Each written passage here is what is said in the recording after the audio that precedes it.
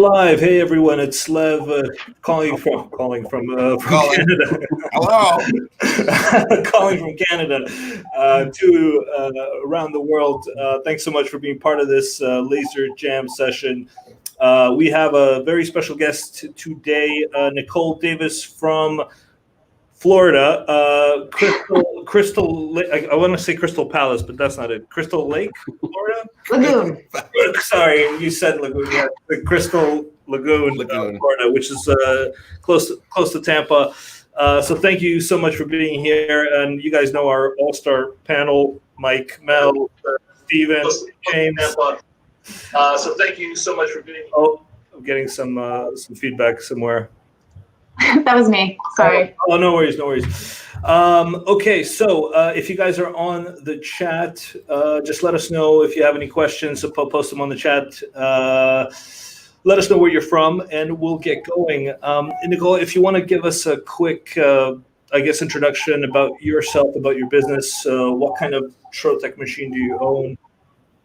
Yeah, thanks. So I have a Speedy 380 watts. And I've had it for 3 years now. And my business started out like woodworking and stuff. And then I needed something a little bit more commercial to just be able to grow. And so then I tried out all kinds of different things.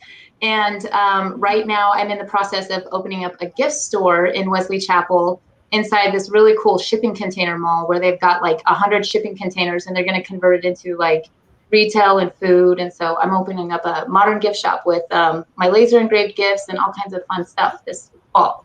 Oh, wow. That's awesome.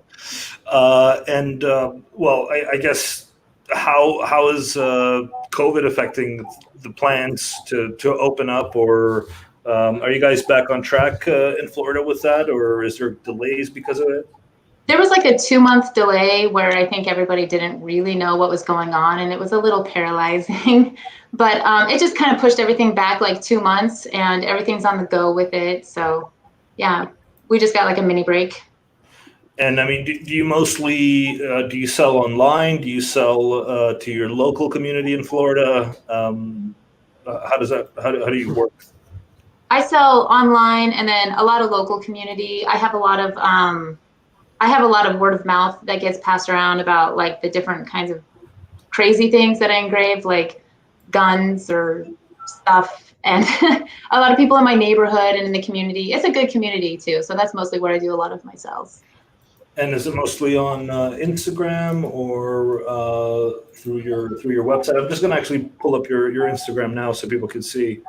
Oh, thanks. Yeah, mostly Instagram. I'm on Instagram every day. I do lots on Instagram where I do like stories, and yeah, I post about the stuff I make, laser engraved stuff, and so it's almost like a vlog slash business, not even a vlog. I mean, like a I don't even like an influencer where you're trying to share your daily life and engraving and that sort of thing, right? Yeah, it's a good platform for sharing that kind of stuff. And what's cool too about engraving is like it could be, so many different things and so many different mediums, as you know, and like, products and stuff. So I do enjoy Instagram a lot. And do you usually, do you get customers from Instagram, like brand new customers? I do, which is really nice. I never really utilized Instagram until like the last 6 months, but I find that Instagram has like grown faster for me than Facebook. And I heard that like TikTok is the new way to start going too. So I'm going to try starting in TikTok world too. But yeah, new customers come and share me and get, recommendations and stuff. So it's a great way to like showcase my stuff and then be able to like engage with a lot of other people. Oh, it's very cool stuff. And I mean, what kind of percentage would you say, Instagram customers or from social media in general versus word of mouth that you get? Oh, well, mostly the word of mouth is if somebody isn't on Instagram, I guess. Really? Yeah, and it's usually the older generation. I have this really sweet old man that comes in and wants me to engrave his bowls. And he's not on Instagram, but he was word of mouth. And most of it's all social media. Stefan from Germany is asking for a link. Stefan, if you go to Reppin' My Hood from Instagram, you can find her there. What is it? Rep in my hood? Like Reppin'. Yep. Can you zoom in on the handle. Zoom in. The handle? Well, you know, like it says it at the top of the post. Oh, I don't know if. Oh, there. Yeah. Yeah. There you go. Yeah, oh, rep in my hood. That's awesome. And sorry, your business name. And did you launch a website yet, or no? No, I haven't launched my gift store website yet, but that's allgoodthinggifts.com, and then the Instagram handle will be allgoodthinggifts, and then I'll have a Facebook and everything too. But yeah, that's going to be all gift shop related. This one's a lot more personal, but it's got a lot of cool stuff on there too. Yeah. So Nickole, what's the weirdest thing you've engraved? We need to ask. Yeah, we always ask that question. I heard this, and actually last night I just engraved a gummy bear, which was it did not turn out so well. The gummy bear was like sticky, and I had to make like several passes, and then I ate it, and it was not good. My son ate one off the driveway when he was really young. It had been there for about 4 days, and it was flat. And he walked up and he pulled it off the driveway and he ate it. No. Oh. Hey, Lab, can you click on the shotgun that she engraved? It's way up. I saw it. Somebody was asking about it. Yeah, actually, the LCD is asking, engraving guns, do you have a flex? I don't think you have a flex, Nickole. What? Oh, you're engraving like the gun stock. Yeah. There's one shotgun on top, actually. That's quite interesting. So I'll try to find it. Go ahead, Nickole. The wood gun stock and then a metal gun stock too, which and I have another gun that I'm going to engrave too. Yeah, so I was just removing the color on that one, or the powder coating on that one. So you don't have any flex? Yep, just use my CO2 laser, my Trotec. Do you do it at home? What's that? Let me ask you a question, Nickole. Yes. Sorry. Just for all the people, what was your how did you feel when you were setting this job up and doing it? This is so like nervous. A one-off. Yeah. Exactly. I just wanted to hear you, because I know that this is. So how did you overcome that? Well, I guess I did a test run. So it was probably one of the most nerve-wracking, that one specifically, because he told me it was a $2,000 gun that he was giving to his son for graduation. And so it's a one-time, one shot.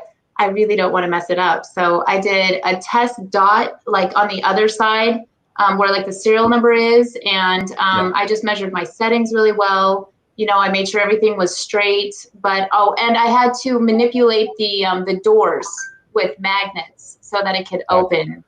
But yeah, I just threw it in there and then held my breath, and it came out really nice. It looks very good. Yes.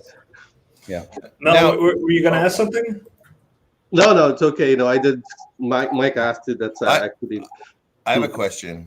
Yeah. When did you charge extra for the fact that it was a nerve-wracking, expensive part? I get this question all the time, and I used to, but yeah. Tell me what you did. No. I'm curious about what you're doing. Well, I charged enough to where, because it was so scary, I don't have to do it a lot. I felt like it was enough to where it felt like this is a worth my experience, position, job to throw in my laser. And really, it only took I think 2.5 seconds, or not 2.5 seconds, 2.5 minutes of engraving. Yeah. Lev, I'm just saying, people just need to be careful when they're taking jobs like those, right? It depends on the territory. Like in some areas, you're not allowed to just bring the gun and then just process it at your home or your location, right? You need a special handling license for it. But I think in Florida, it's open. They can just bring it to you, and then you can process it. Yeah, in Canada, it's a big no-no. No. Yeah, I think the thing to remember here, as Nickole points out, is that it only took 2.5 minutes to do the job. So you know, if you were charging for this job, you're not charging for not just the 2.5 minutes, but there has to be a setup charge in there, you know, and things like that, so that you're covering the amount of extra work. Because if you look at the process, it probably took, how long did it take you, Nickole, to do the whole thing? An hour? An hour, yeah. An hour is a good, exactly, for setting up and measuring and everything, Yeah, so you have to make sure that you account for that cost when you're actually doing the job. That you know, you're not just charging for the engraving time, but you're charging for the setup time. Yeah, completely agree. Yeah, so this is my wall I made. That's very cool. You got the Trotec back there. People are still asking which machine do you have? It's a Speedy 380 watt. 80 watts. 80 watt CO2. Okay, for those that are asking. Awesome. Any other questions for Nickole while I start kind of moving on to the topics? About Instagram. A lot of my customers have marketing questions like crazy, and I'm not a huge Instagram user, and maybe I should be. I don't know, but I always feel like I should probably get into it so I can help my customers a little bit better. So I'm just asking, when you started with Instagram, did you just start it because you wanted to show off some of your pictures, or is there a plan that you have to start with when you're starting with Instagram? I did start out like that, where I just wanted to show off my pictures, and I didn't really know what I was doing.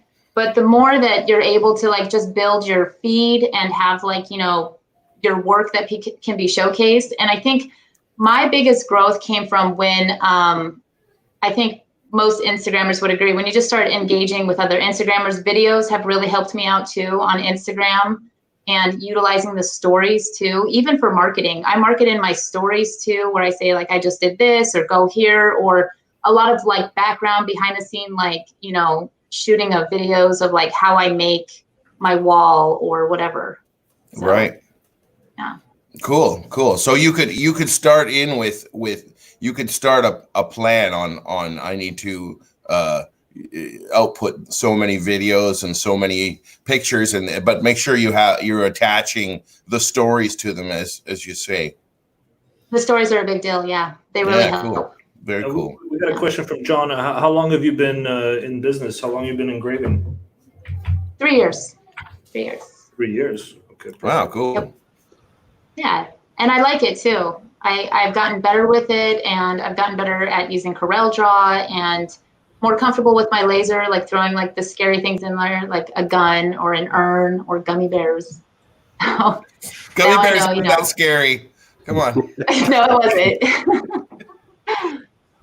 That's very cool. Just so you know, Mike's been engraving for 80 years now. Yeah, about 80 now. Yeah, I think. You can eat your mistakes. That's the nice thing about gummy bears. We actually have a question about COVID. I'm Raul from India, Rajasthan. I wanted to know if there's any new COVID-19 related things that I can manufacture. I'm already making shield, door opener, and ear saver and incubation box. Please advise. And then he added, there's no work here. I don't want to fire my old staff. Please help. The situation is scary. So definitely COVID stuff is pretty crazy around the world, the different, I guess, different areas. I should mention we did have a global COVID webinar a couple of weeks ago. So if you are on our channel, you can find it there. We spent about an hour and a half talking with Trotec users around the world on what they can do, what they have been doing for COVID-19. Nickole, have you had any requests like to do face shields or door openers or anything like that? I helped out with Tampa Bay to do masks and did mask cutting, like the fabric, the cotton mask cutting for them. But that's about it. I've stayed out of the whole acrylic mask making thing. Besides that, yeah, that's interesting. We had Stefan from Germany a couple of weeks ago, and he was saying he didn't actually do anything. He was using, he's mostly his online store, which is similar to yours, like custom gifts and all that kind of stuff. So I found that interesting. Yeah, I think people are still wanting to purchase too, at least here anyways. They have sort of like an itch for stuff, at least convenience too, to be able to not have to drive somewhere. And Awesome. One of our priority questions from Les in Waterloo, Ontario. I guess we get this all the time, and Nickole, you'll be a good person to ask. I mean, how do you usually quote jobs? You don't have to get into specifics or trade secrets or anything like that, but maybe just a general sense of, when you have a customer coming up to you and says, I have X many cups, or even for like that gun engraving, which is a custom job. How do you quote pricing for that? If it's something new like the gun, I'll do some research about what I see other companies doing online. I do usually have a set like about 70% profit margin. I use a profit margin calculator a lot with my products, and so I usually make sure to put the price around there somewhere if it's something new. And then I do factor in, of course, like Mike was saying, my time for graphics, which I've learned to, over the years, give myself that, okay to charge for it. Because in the beginning, I felt like I didn't have to. So I guess doing research and then setting numbers, good enough to make sure that you're making money and I have a quality laser, and I've seen the work that other lasers can do. And a Trotec really is crisp, it's clean, it's fast, and I factor that in there too because it's a quality machine and it's giving quality product. Just so you guys know, we did not pay Nickole to say it. We might have to now. No, actually, that's actually brings me to a question that I always try to figure out. Well, I try to tell my customers, just because your machine is twice as fast as or 3 times faster than the last one that you had, it doesn't mean you're lowering your price because you're doing it faster. Is that your thought, or is it you're producing more and you're sticking at the same price? Yeah, I think I'm producing more and being able to just do a quicker job and a higher quality job. And it took me a while to get comfortable too, to, making sure that my prices were what was, fair to my growth too. My prices haven't always been what they are now. I didn't used to look at profit margins or charge a high amount or whatever. I wouldn't feel comfortable 3 years ago engraving a gun for what I did. So it takes time to learn and feel out there's some jobs I've undercharged and there's jobs that, I've learned less. How did you figure that you undercharged them? I guess I felt like it took way too much time and way too much effort to try to figure out the settings and everything. I used to go off of I think I read $1 per minute or something like that. And that's what I used to do. And then if it took longer, I wasn't factoring in not just the laser time, but all the other time factored in. So that's a great point. Yeah, that's the biggest advantage actually. You have to price out your jobs based on profit margin, not on markup. That's the safest way to do it. I agree with Nickole. That's how I've been training my customers since day one. Profit margin is the best, the safest way to go. Yeah, it makes it easy using a profit margin calculator. Yeah. Yeah, and 70% is the industry standard. A lot of people they could go more, but 70 is probably your minimum. She should be. I agree. I totally agree. And did you ever? I don't know if James asked this, but did you ever call competition, seeing what kind of market price is out there in your local market? I tried that once and it was unsuccessful. I was too nervous. And so I just went online and did the behind scenes, looking like Etsy or maybe a local shop that does something else or, Oh, interesting. By the way, do you sell on Etsy? No, I don't sell on Etsy. Okay. No, but I buy on Etsy. Do you have plans to once you open up your shop and you have standard products to sell on Etsy? Probably not. I don't know. Etsy's just not my style, I think. And it's not about the fact that Etsy takes out a percentage or whatever, because even on my website, I pay a percentage of whatever fee, and you're going to pay that percentage anywhere. And even selling through Instagram, if I use PayPal, they take a percentage. So that's just the cost of business. It's just, I think Etsy for me is just a different style than what I like. It's just a personal thing. You got some fans in the audience, Nickole. Oh, Nicole's very talented. I'm following her, and everything she made for me has been perfect. Nice. thanks, B. Awesome. I think, I mean, I've never experienced Etsy as a seller. Etsy, by the time I didn't have my shop anymore, there still was no Etsy. But I would imagine if you put your stuff on Etsy, the minute you are showing your stuff, now Etsy's put on 15 other things that are just like it. Now people can just price compare. I mean, it's a buyer's market in Etsy, I'm sure. I use price comparing for Etsy a lot. And in fact, I would recommend selling on Amazon more than Etsy too, because Amazon, you're going to be paying those fees again, but at least Amazon, you could do things like the 2-day Prime and send your products already made so that people can get it shipped 2-day Prime. It's a beast of a program to learn, or not, well, that is such a great advice. Yeah. So you are actively selling on Amazon right now? No. Oh, you're not. Okay. Okay.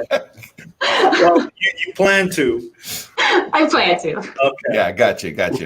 Yeah, we actually, I don't know if you've seen, we did this a couple of years ago, for like an Amazon webinar with Thaddeus from Nazani. It's a company out of Utah that does Amazon consulting. So if you ever need their services, they actually help, small, medium-sized businesses to get started on Amazon. And they do a lot of the work for them. So did you see that by any chance, Nickole, like a couple of years back? I did. And in fact, we did a little bit of work together with Thaddeus and stuff, but it was like a really overwhelming process for me. So Really? it just like dropped to the back burner. But yeah, Amazon even works too if you're a small business too. You don't have to be like super large or manufacturer or whatever. You could pre-make like 24, 48 laser engraved cups and then send them off to Amazon. And it has all kinds of great analytics and great ways to, research, like, how you're being found and where you could advertise different places in it. Amazon's and it's really credible too, saying like, you can find me on Amazon. Yeah. Very cool. Also, Stefan from Germany is asking if you have any employees right now. I don't. Currently, it's just me. And when I have my gift shop open, I'll have an employee. But that's new territory for me too. So I'll have to figure that out. That's very cool. No, it's good to see starting from a home business and actually expanding to the retail business. I think that's really cool. We have a question from Nick from Linden, Belgium. How to glue and bend acrylic. Now, before we get all technical, Nickole, did you ever do any kind of stuff like that in terms of gluing or bend? I don't know if you have a heat bender at your location. No, I would like a heat bender and to work with acrylic more, but I haven't mastered that either. I would like some tips also on how to glue acrylic because it's like putting ice on ice. So. Okay, guys. Well, you have the experts here. Take it away. First, let's start with gluing acrylic. What do you guys recommend? Stephen. Stephen, yes, Stephen, our expert. Well, sorry, Stephen, you unmuted yourself. I mean, you muted yourself. He muted himself. I don't think he can hear us. No, there you go. Yeah. I'm sorry, I'm struggling to hear you. Stephen, what do you recommend for gluing acrylic together? Well, a lot of these, the companies that sell PMMA acrylic, they sell a glue, and it's proprietary to their brand. But a makeshift solution, I've seen a lot of people using chloroform, but that's normally for temporary, for mock-ups. Mike, I'm not too sure around here, but in South Africa, we had a company that sold its own glue. It had a high chloroform content, but then there's other components in there.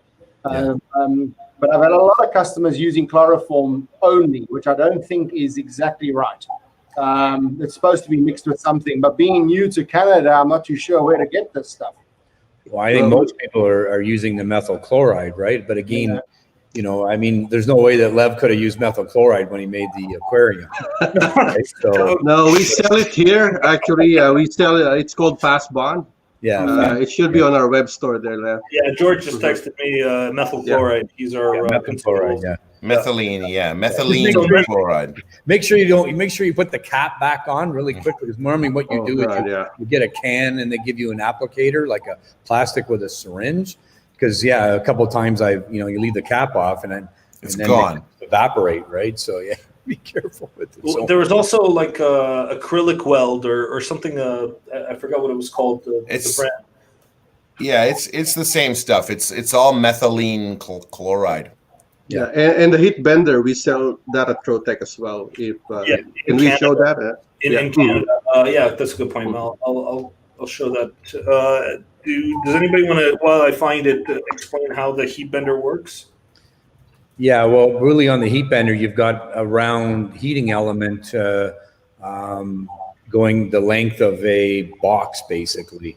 And what you're trying to do is you're trying to heat a minimal area there, and then you take it off and then you bend it. Okay. If you have this is just a tip. If you have a CNC router or an engraving machine, what we used to do was we'd actually engrave a slot in the back of the material, and then we would heat that slot up that we cut, so that when we bent it, it bent exactly at the point of the slot.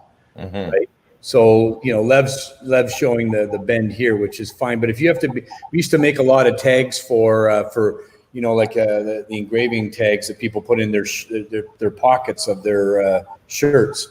Used to see that a lot, with the dancers and everything like that. Square dancing tags. Square dancing, thank you. That's the word. Yes. So you'd have to bend you'd have to do a huge bend on there. So if you put a slot in there, then it bends perfectly at the actual slot. You could engrave a slot there if you want, but if you've got a CNC, it's quite quick just to do a quick pass, with the engraving machine, and then you can bend it. But you can see Lev's bent it pretty precisely there too. So yeah, that acrylic heat bender, you can bend up to 6 mil, no thicker than 6 mil. And you want to make sure. I know some fabricators told me that they put a thin piece of trolleys underneath, so the acrylic isn't touching the strip directly. Otherwise, if you leave it too long, it'll start to bubble up, especially the cast acrylic, and you'll actually see tiny little white bubbles across the strip. So you want to time it right. But yeah, you can bend not just clear acrylic, but here you can actually. This is our Troglass gold acrylic, which is also cast, so it's not clear. And we made this sign here just on a heat bend. And it's like a 2D/3D sign that kind of sticks out. You can see it there. Good. Yeah, that's super cool. Yeah, the only challenge is that it only it bends on like across on a line, so you can't really twist and shape it into any form you want it to. It's just in one direction. So that's kind of the limitations of it. I mean, you could probably use some sort of a heat gun, if you wanted to do sort of some spot bending. But normally the heat benders, most people want to make a long, heated area and then bend the whole piece. So the heat bender works really well. So yeah, the guys are saying weld on. I guess that's a brand of some kind of methyl chloride. Right on. Yeah. I actually don't know this. So what temperature does the heat bender create? Do you guys know this? God. I mean, acrylic is 250, I believe. I think it's softening point. So I'm sure it. Sorry for all of you, the rest of the world and Canada, who is all metric. We get all our information in the old days from American sources, so we still use Fahrenheit up here a lot. 120 Celsius. Thank you. But I'm sure the bender goes hotter because I've accidentally left a piece on and it got really bubbly really quick. Yeah. Oh, Stefan's saying 265. Is that Celsius? Because Stefan's in Germany. No, that's Fahrenheit. Okay, I hope so. Maybe it's Celsius. Yeah, 265 Celsius is Celsius, way too hot. Your acrylic's dripping by that time if it's in Celsius. Wow, very interesting. Awesome. Okay, just moving on. Fred from Valencia, California. Is there any way to have the laser bed return to its top position when you turn on the machine? When you turn the machine on, rather than doing it manually every time? And I guess we can ask our resident tech, Stephen. What do you have to say about this question? I was reading as rather than doing it manually, when you turn the machine on, it does go to its top position. It does. It's supposed That's to. the nature of our machines. It drops the the Z axis first, then it moves the Y and X axis to the top left corner when you start the machine. The laser bed. He's saying that. Okay. All right. Yeah. So the new Speedy 400. There's a setting where you can disable the. Now I see what the person's saying. It's only the 400 that you can actually stop it from dropping all the way to the bottom every time you switch on the machine at the moment.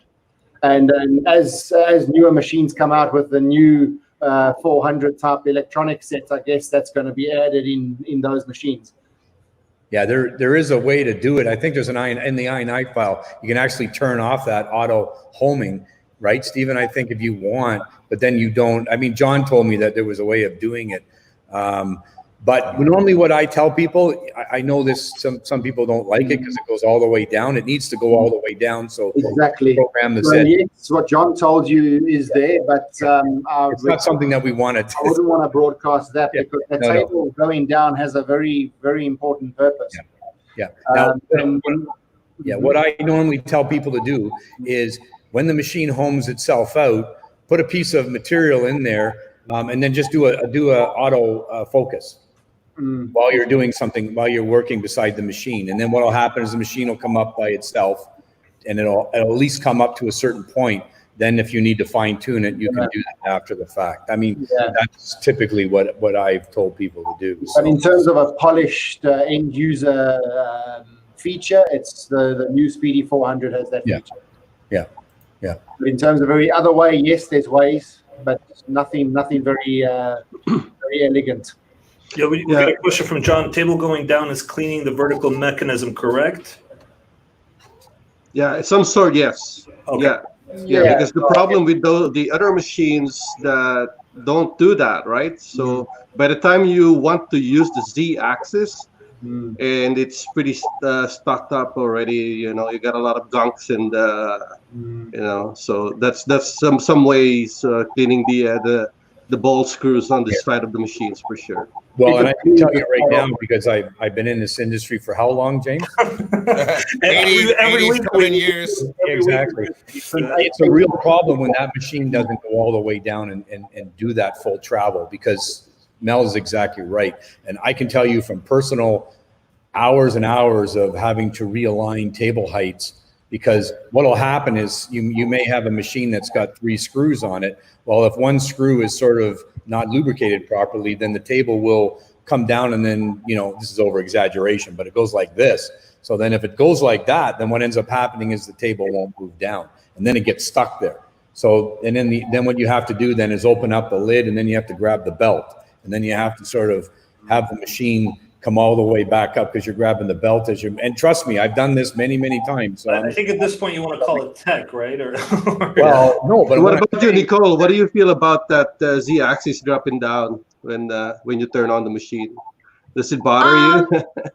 It's something to get used to. It's just part of the process. You just have to know when you're turning the machine. I always make sure it goes all the way. I put my bed all the way down before I turn it off, and then it's all the way low. And then by the time I turn it on, I just know I have to raise it up. So it's just part of the process. So smart. Beautiful. That's a good tip right there. Yeah, it's like pro tip. Yeah, Nickole, if there's anything that bothers you about the laser that you want, it'd be like, oh, this is cool. That I think would be great if if the laser had this. I think the guys in Austria would see it and put that in mind. It's always good to hear from the customer what kind of thing that you would improve on the Trotec. Except marketing, Except marketing, yeah. You don't have to you don't have to answer it. I'm just in case if you have anything. I think the application development guys in Austria would watch this at some time, and it'll be a good even this question about the table dropping would be good. So yeah, maybe table speed not dropping as slowly as it does. It seems to be super slow when it goes up and down. Or I think if I had a pass through all the way, I think the 400 has that. Yeah. Doesn't it? Where the top and the back open, or the front and the back? My 300 only the front opens, so I'm a little limited on what I can put in one way. I guess you're just going to have to buy a 400. I was going to say, it's time to upgrade. I know a guy. Yeah. In Florida, right? If you buy it from Canada, you get a really good price. I'm just kidding. Okay, so I'll move on to the next question. Oh, hold on. I might have comments. Last week when watching the alignment video, out of curiosity, I thought I'd check, but I couldn't get the machine to test fire. What buttons do I push for the Speedy 360 CO2? Steven, is that something you want to comment on? That's pointing. We'll give you a second. On the Speedy 300, you're going to press the repeat and the shift button at the same time. 360. On the 360. Yeah. Okay, it's the pause stop button and the button next to it at the same time. Okay. Right? Yeah. I have muscle. You know more than I do. I just push but it is on the 360. The 360's got the same control panel, so it's the shift and repeat button at the same time. Yeah. Yeah. Shift and repeat. Repeat job and shift job. Which is your go button. Yeah. Play. Yeah. And somebody commented initializing up is a safety concern, can crash head. I think we talked about it last week, but that's more for the Speedy 100, right? No, 100 and 300. Oh, that's when you put the honeycomb on. You're right. Okay. Mm-hmm. Yeah, I've never crashed a head on a 360 or a 400. And I mean, you only have to do it once to realize that you have to be careful. I think I did it on my first day using a Speedy 300, and I don't think I've done it since. That was when he worked for marketing. Yeah. Every week with this guy. It actually hit the bed and lit on fire. Okay, we got a question. I heard a comment from several jam sessions ago about the aluminum bed reflecting heat, potentially causing flaming. I think I've had this happening with my Chinese laser. And then they go on, what is a good distance between workpiece and flat aluminum bed? Or if known, what is the distance on Speedy machines? So if you're, I mean, probably Stephen, this is a better question for him, but I think I was talking about that the first time. It's if you have shiny material underneath, it's going to reflect for quite a while. I mean, depending on the power level of your tube and the speed of your laser, you're going to create a lot of sort of backflash. Yeah. If you, I always suggest putting some kind of a black anodized aluminum because it won't burn underneath of a bed if you're having this problem, and then it won't reflect up back from the bed. But Stephen might have some more comments to make on that. No, I agree with you, James. And then obviously anything reflective also that can be engraved from the back, like a mirror, you do from the back. Yeah. Right. Yeah, you got to be. I mean, it depends on the lens you're using because it could be the different focal lengths. So a larger lens will give you more focal length, which means you're in focus longer. So your material needs to normally raise up. The distance you need to raise it up. The biggest, like we talked about before, the biggest problem you have with acrylic is you're creating a flammable liquid, which is almost like butane. Mm-hmm. And so anytime that you catch that reflected back on there, then you're going to have a flame. So what you typically want to do is you want to make sure that you raise it up, but you also want to make sure that you're exhausting that flammable liquid from underneath. And that will really depend on whether you've got a downdraft on your table or you don't have a downdraft on your table, how far you want to bring it up, right? So if you don't have a downdraft, you're going to have to bring it up more because you don't want that vapor to be floating around. The other thing is that if you're on a solid table, what ends up happening is you get that monomer liquid will tend to make you can see it. It starts to puddle underneath the table, and it will, it can reignite. It can basically make marks on your material and everything like that. But the critical thing is it's such a flammable material that's sitting there. So if you've got a solid table underneath, you've got to raise it up a lot more than if you've got a grid table or a downdraft table on there. So for the clearance. But the thing is, as James said, you want something underneath there if you can get away with that will absorb some of that back reflection, but you're always going to get a spark there. That's even if you've got the anodized aluminum, it will eventually, if you're going over and over it again, it'll start to spark. And every time it sparks, things get ignited. So again, you want to make sure that you're trying to clear out that vapor as much as you can. That's why we have downdraft tables. That's why they're there is to clear that flammable vapor out of the machine. Yeah, here. Awesome. I'll move on. Lorenzo from Stouffville, Ontario, Canada. Can you put together a video just on rotary engraving from design to production in the near future? So we have a lot of different rotary videos. I guess we can ask Nickole first. Do you have a rotary machine? I've seen the mugs, so obviously you use it, right? Yes, I do. Mm-hmm. And did you buy it right with the beginning of the laser or kind of later on? I did. It was a good investment to go along with. So yeah, it's just another option that you could offer people. So. And yeah. I mean, how often, I keep asking percentages, but like percentage of jobs, what would you say? Was it like 30% of all jobs, 50% you use the rotary?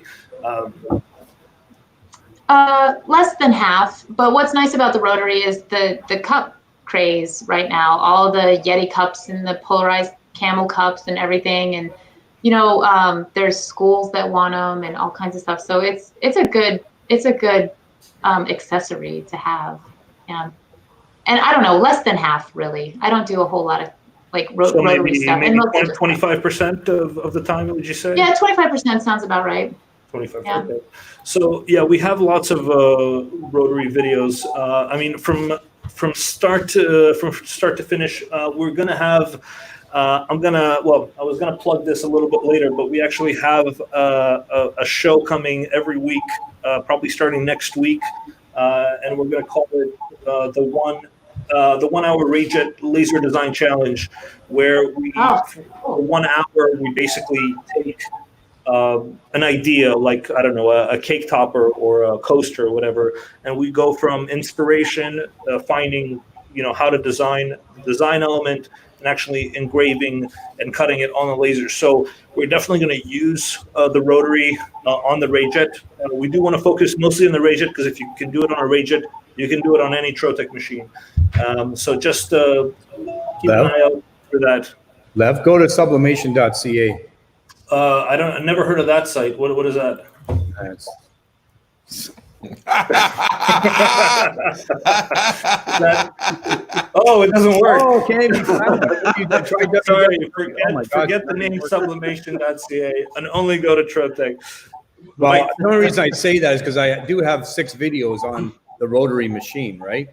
Do you have engraved.ca? I think you've got all of them. Engraving. No, engraved.ca, that's it. Oh, is it? Yeah. Oh, you didn't pay your bill, Mike. I gotta go back.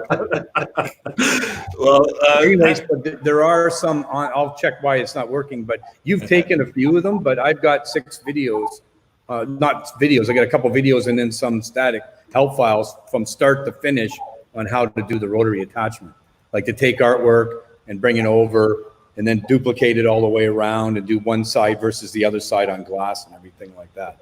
So. Oh, sorry. I keep pointing Mike's website on there. Sorry about that. Okay, so I think this is a really good question. What is your markup for bulk orders? How much of a discount do you give? Nickole, while you kind of think about that question and how to answer it, Mike or James, do you, I mean, James had an engraving business for a long time. How did you deal with like bulk orders? Well, I mean, you can have a set price for a lot of things. Like we did a lot of name tags, so you can have a set price for 1 to 50, 1 to 100 parts. But the minute it starts to become a commodity, you have to sit down and work out the price like a commodity. So you're sitting down with a new spreadsheet, and you're figuring out what all your costs are, and you're figuring out like all costs involved. Because I mean, for really large orders, maybe you're making 10,000 name tags for somebody. Now you're talking in full sheets of plastic. You're talking, getting name tag backings or magnets in bulk. You have to, at that point, you can start to push for better pricing as well from all of your suppliers. Except for us, don't bother doing that because we're just nice. So, but you have to work at it as if you are creating a commodity more than just a small project. So your set price of $1.50 a minute or something really flies out the window at that point. You have to look at it in a matter of how much time is this going to take me, because there's lots of other factors involved.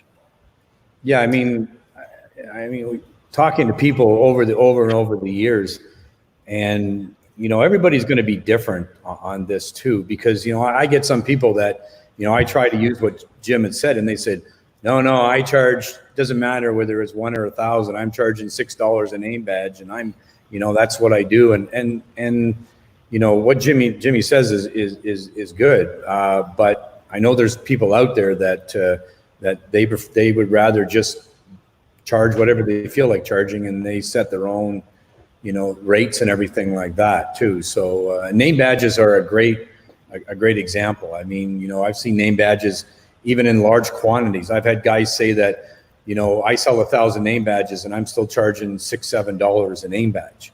Mm-hmm. Right. So, where you might take somebody else that might look at it a little bit more, from a time costing standpoint, and that charge may go down to $3.50. Who is right? That's called free enterprise. But you just got to make sure that it's interesting for you. If the job stops being interesting, i.e., you're not making enough money, then you're not going to want to do it. So when you're calculating this, you have to say, if I'm going to be sitting at that machine for 3 weeks, just staring at the same product over and over and over again, I'm not going to get time to market. I'm not going to get time to go out and sell. Maybe you're like a 1 or 2 person operation. You're not going to get time to maintain your equipment. You got to figure out what is all those factors worth to you. It has to make sense. So just skimming over, your 20% profit margin on 10,000 name tags, you're not going to. It's not going to be interesting. You might be excited because you can see how much money you're bringing in at the start, and wow, I'm going to make $35,000 on this order. But if you don't do the work at the start, saying, well, I'm not going to get any other orders, I'm not going to be able to go out and sell or really maintain my people, that money starts to look smaller and smaller and smaller. So you really got to do that work on the front end with bulk orders. And yes, I did have a 10,000 name tag ordered, and I'm speaking directly from experience, because yes, we did charge enough, but I really took the time to figure out how much it was worth, because there were other people vying for that business as well. And some of those people might not have that in mind, where they might just be dropping to the bottom and not making any money. Not making any money is a great way to just work all night and not get paid for it. I mean, you work till 2 a.m. and you wonder why at the end of the month you're not paying your bills. Your prices are too low. raise your prices. Nobody wants to work as a slave for themselves. So I don't know. I could speak on that all day, I guess. No, that's a good tip, Jimmy. That's certainly very important. Because you're right. People have to look at it as, this machine is going to be running for X amount of hours. I'm not going to be able to do anything else. Right. So, this is a question. Sometimes people say, well, is it better to have 2 small machines versus 1 big machine? Right. Because the question really becomes is, am I doing, what am I really looking to do? Am I going to sit here, if I'm going to cut face shields for the next, 3 weeks and not do anything else, and maybe it's good to have 1 big machine, but, if I'm going to cut face shields, but I still want to do my existing orders, well, it might be better to have, 2 smaller machines, right? So, because now one, I can do my normal stuff, and then I have the other machine to do all the, all that big order with, right? So that's very, very important. I'm going to take my screen for a second. I just want to come back to something. I'm going to share my screen. Okay, go ahead. Okay. Did you fix your website? Somebody was saying you're going through Global WAN. That's why. So if you type in rotary. How to stump Mike. Ask him to share his screen. There we go. There you go. So there's changing the cones on the Trotec rotary. Wait, hold on. I'm not seeing any. You're not sharing any screens, Mike. Am I not sharing my screen? No, not yet. Oh, sorry. There we go. Oh, wait, there it goes. I see it. Okay, so changing the cones on that's a video. Working with the Trotec, gain part 5, part 4. So this one here these are videos up here, but these are static. Actually, I wasn't on the global WAN. Did I spell sublimation wrong? I saw you do engrave.ca. No, sublimation. Yeah, but the global WAN shuts down a lot of the websites. That's the problem. Oh, I see. Right? Okay. So I go through how to measure the circumference of the glass, and I take this everybody step by step all the way through this, how to bring a job in and everything like this, right? How to put a piece of masking tape on here and everything like that. So there's 6 different jobs that work with. So basically, you can start with working with this is the basic setup, and then this is a little bit, 2 is a bit more complicated, 3 is more complicated, and then these are some videos, and then I get a lot of questions on, about changing the cones from one side to the other. So, but I think that's what Lorenzo was asking about. So that's a good point. Thanks, Mike. So the website does You're the work. guy to know. I'll let Nickole answer the other question about bulk orders. Nickole, what do you usually do? I mean, I don't know if you can disclose that kind of information, but what is kind of the biggest order that you've ever received? How did you price it or decide to price it?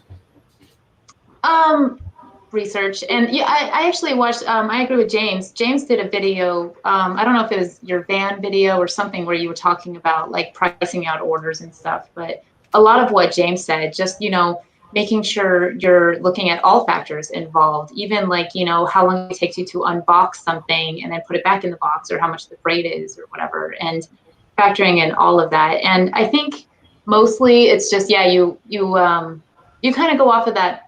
I think sometimes when you're looking at like even like the profit margins, you look at like, oh, it's a 15% discount for 100 to 200 or something like that. Like going off of that, and you don't use that as like the rule of thumb, but just where to start and where to go on either side of it with all your factors. That's what I would suggest. That's what I do.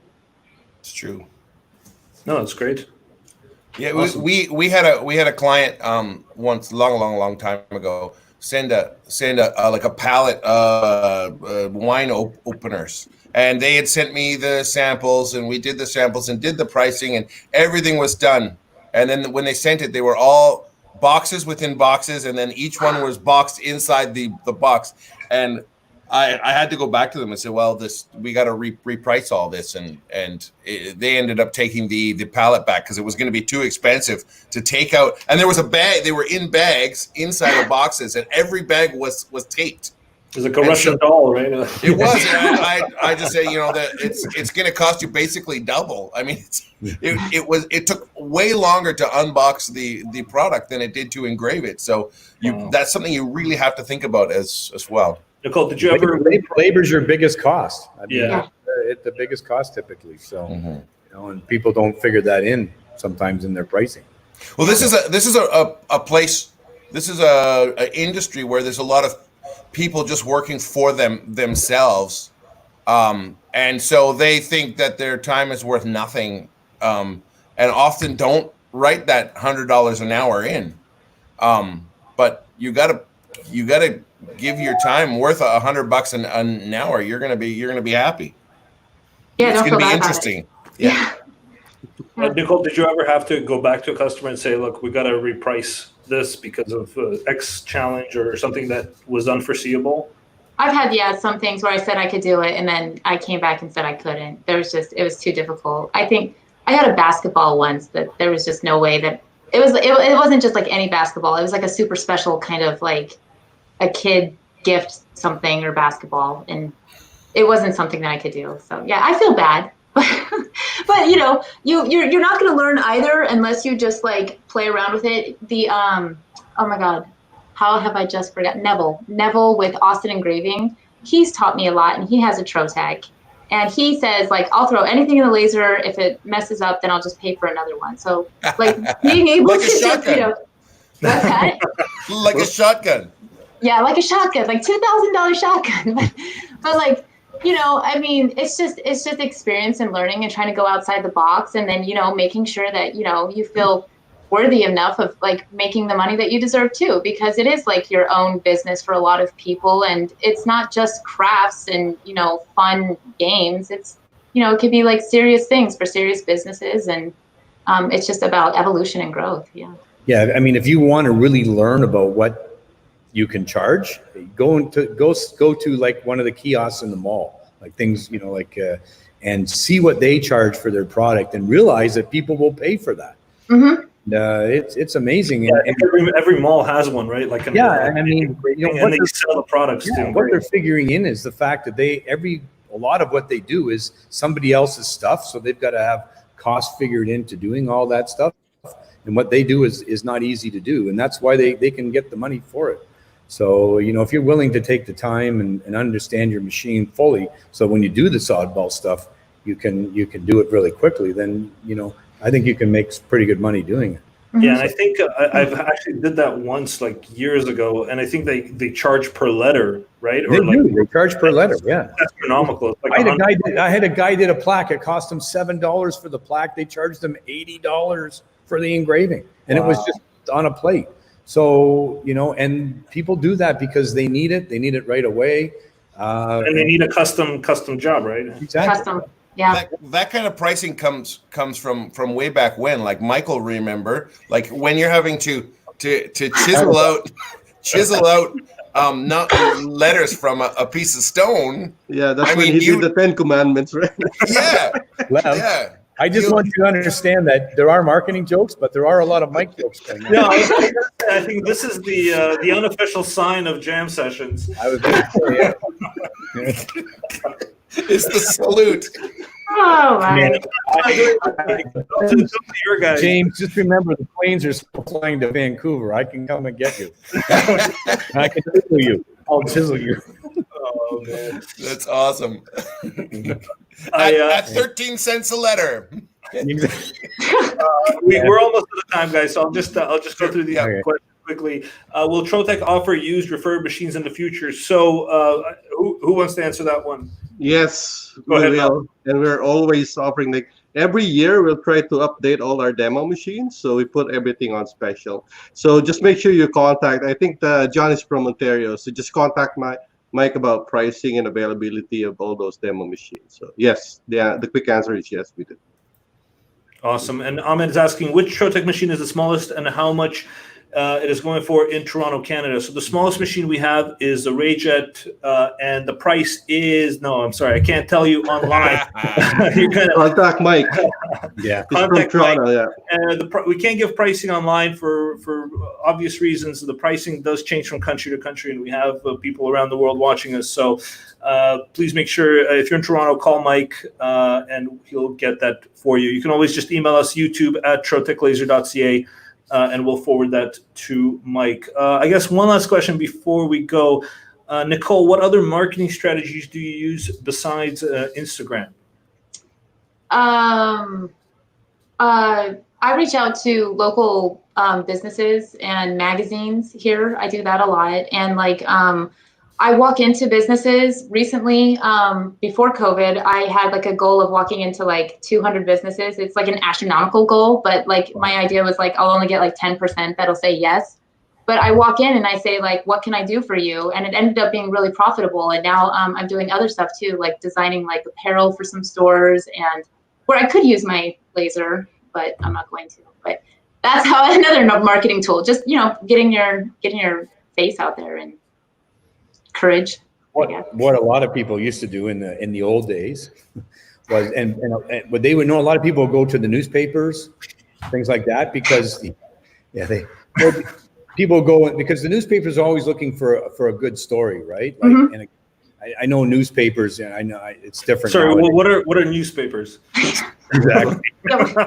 Yeah, but think about, like, if you have a good business, sometimes, you know, you can, the trophy shops or whatever, or the engraving shops would open up, and they would go to the newspaper, and they'd say, you know, they would do an expose on them, right? Where they would come in and they would ask some questions, and it was free advertising, because you think all the newspapers that go out there, and the people are doing a story on them, and basically doing free advertising for them, right? So don't forget about some of your local, I mean, some of the businesses, some people will join the business councils in their town or whatever, you know, because they have meetings every Thursday or whatever, and you can network in those types of areas. LinkedIn is, again, you know, we talked about Alignable last week, you know, where you can go out to a lot of these B2B type situations and do some advertising there too. So that's a great point. Okay, I think we'll end it there. We're just over an hour. So again, I want to thank our very special guest, Nickole Davis from Florida. Thank you for being with us for an hour, and we'll see everyone next week. Thanks so much, guys. Thanks. Take care. Yeah, bye. Bye, everybody.